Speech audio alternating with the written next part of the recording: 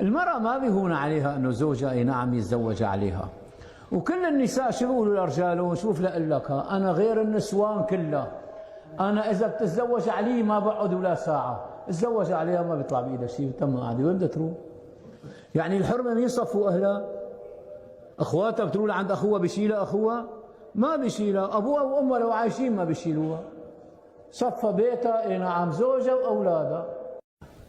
فلذلك الواحد لما بده يتجوز، ليش لا يتجوز على مرته؟ شو ناقصه؟ شو فيها ليش المرة وحده ثانية؟ ما واحد اي نعم عنده امرأة صيدلية خطب وحده ثانية وتزوجها، بعثت له خبر الصيدلية انه يعني شو استفدت؟ يعني نفس الشركة نفس الدواء بس غير شركة، نفس الدواء بس غير شركة.